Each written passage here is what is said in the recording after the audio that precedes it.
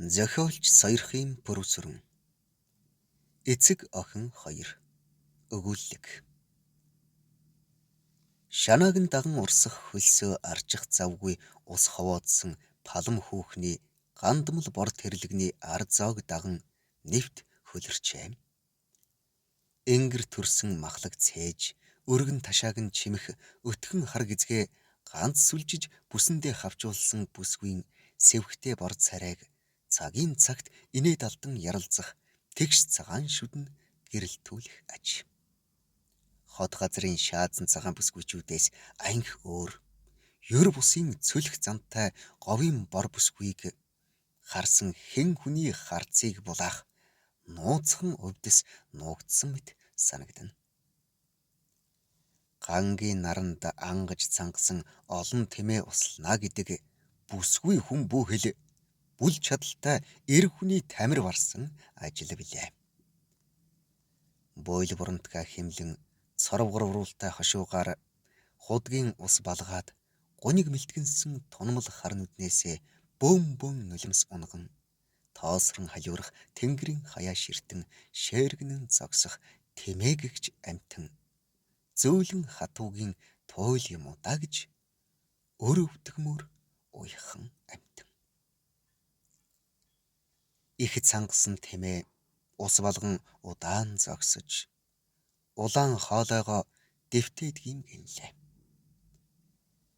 Нэг санаа алдаад нулимс бөмбөрүүлэн зогсох тэмээгэгч мал элсэн цөлийн эзэн заяа гэж ярих дуртай эцгийнхээ үгийг үнэн хэмээн итгэдэг байлаа. Хайртай ижийгээсээ хар нялхаараа унчирсан палмын эцгийг Дөнөн Бямба гэнэ. Палмыг 3 ой хүрхжил цэргээс халагдж ирсэн Дөнөн Бямба орой үдэшгүй бууж мордон ирж очисоор ээж охин хоёрыг өөртөө дасгасан билээ. Таан тавгалсан урт шаргал намар ханилан суусан залуухасын жаргалтай амьдрал богинохон байлаа. Ижигээ дуурайсан ботхон нүдтэй бор охин тэрвэрч үлдсэн Дөнөн Бямба олны хөл бусдын амнаас зугтаж нутаг захлан отор хөөж амьдрсаар дагвар охиноо 13 нас хүрхжил зэргэлдээ сүмийн үе насны бүсгүйгээр тогоогоо бариулв. Салхидсан тэмээ хайж алдуул адууны эрэлд явж хээрийн хоймроор хэсэх завтай болсон Дөнөн Бямба гэртүлдсэн охиндоо сэтгэл яарахгүй амар болов хэмээн аажуу хэд хоноод ирэх үед охин өрн нуруугаа авсан морь шиг дээлэн өмсөхдөө эмзэглэхийг анзаарав. Муу охиныг минь гэсэн хар буусан бодол төрж чи наад дээлэн тайлаад цамцаан сөхөтөх гэж зандарч эхнэр өөдөө харав. Гэтэл үг дуугүйхэн гараад явчихсан палмын араас нэгийг бодоод үлдсэн эцэг нь удалгүй 4 хантай жаахан бор гэр 2 атаар худалдаж аваад жаргал чавганцын гадаа бариад орхисон байв. Одоо чи өрх толгойлж өөрийн төөргөөр амьзуу.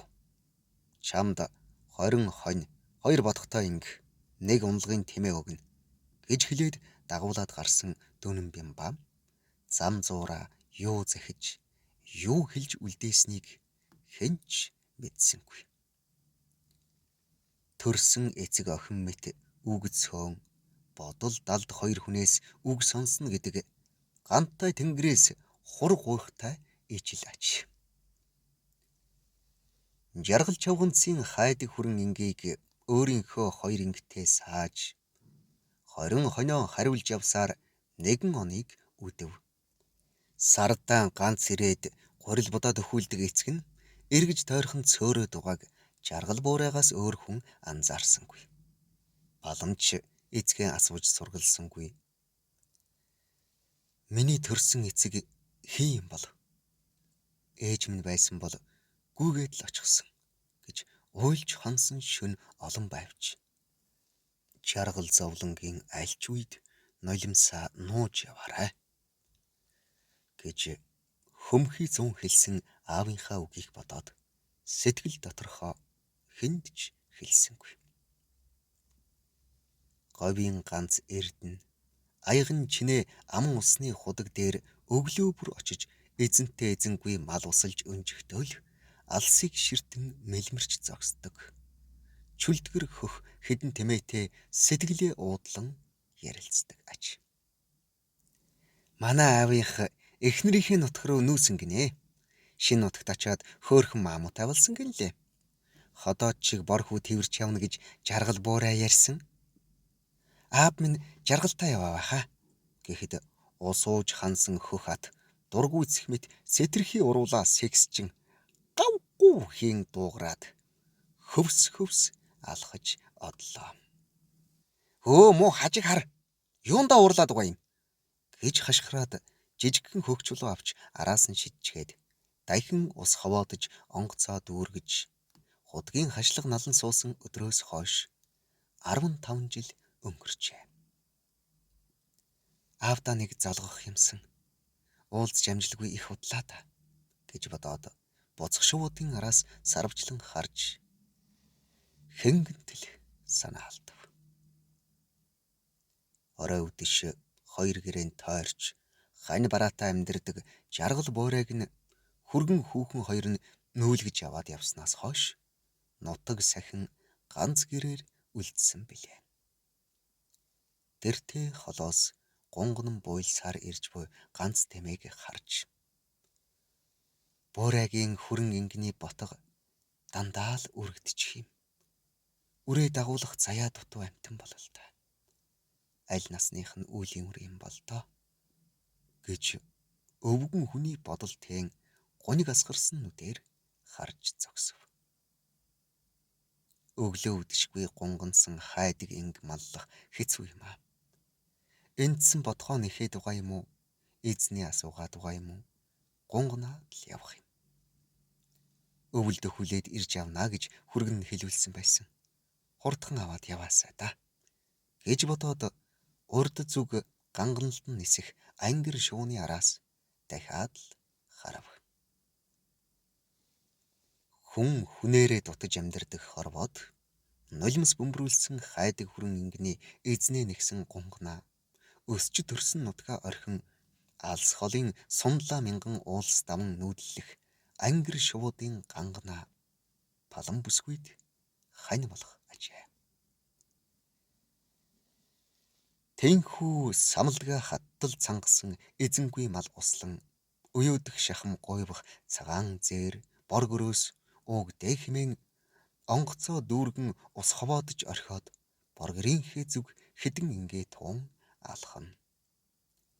Намарч ганцсан таан хүмүүлийн толгой бүхэлдэл эсгэрч устай хавчиг үүрэн алхасаар боргэрийнхээ барааг харах үед тэмээ хөтөлсөн ганц хүн зэрэглээ шал буурдан дөхөж явав.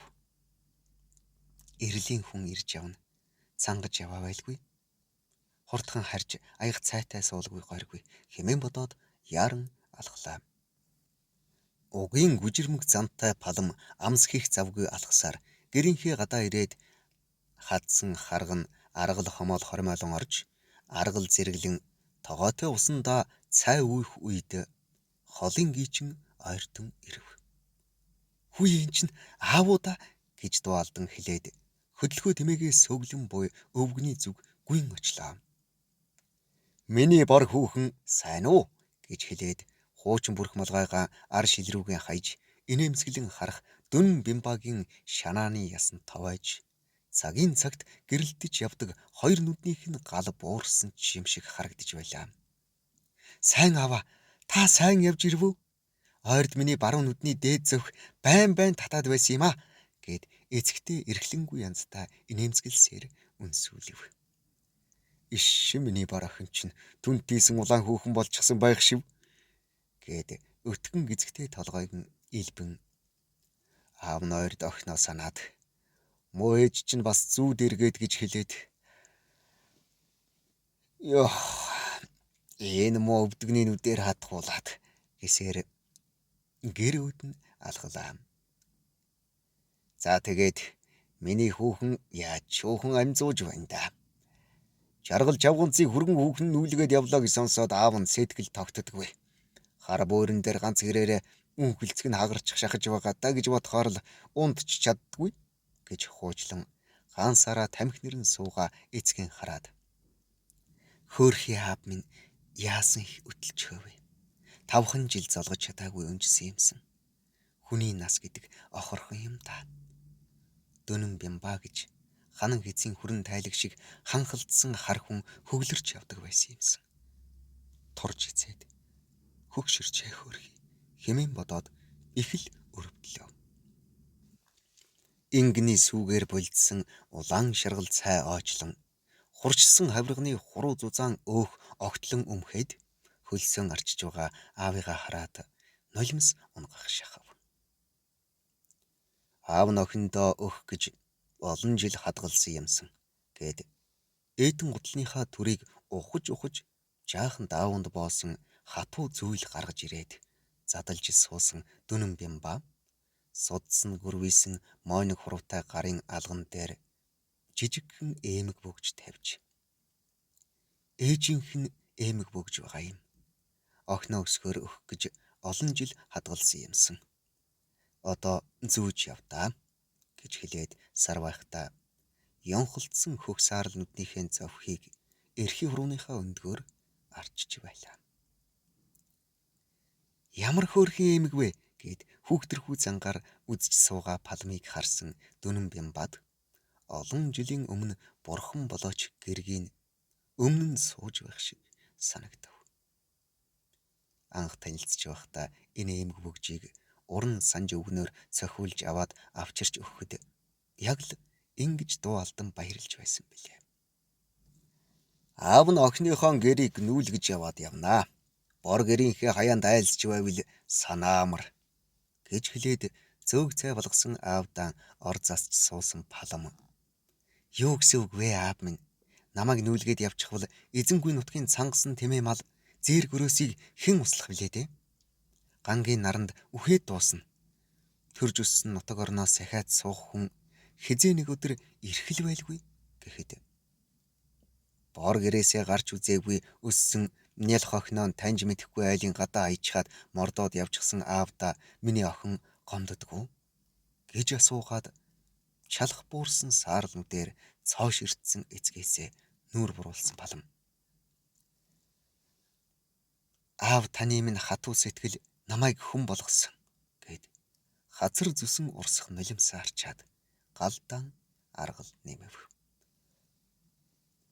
Болч дээ миний охин. Сэтгэл амарлаа. Хаяанда гэр бариад өгч болгоч. Миний охин өдий зэрэгтэй хат суухгүй. Жаргал чавганц бид хоёр холын хамаатнууд юм шүү дээ гэд нэг их уртаар шүүрс алдах нь өөрт нь хэлж амжаагүй үгэн хэлхэл гэж ирсэн мэт сэтгэлийн өвдгөөд байгааг палам зөнгөөрөө мэдж байв. Охин нь нүүдлийн шууд буцахаар таньда өөрийнхөө мэндийг дайгаад явуулж суудаг юм ааваа.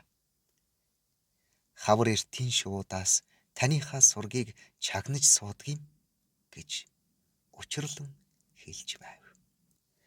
Бас түүний сэтгэлд хаврын шууд айлчлах цагаар чамайгаа зориод ирнэ гэсэн нэг хүний андгаалж хэлсэн болзоот үгийг сануулах мэт сэтгэлийн хур эвлэн байлаа. Зохиолч Сойрхын продюсерэн уншсан Эрхэнбаярын Баттарж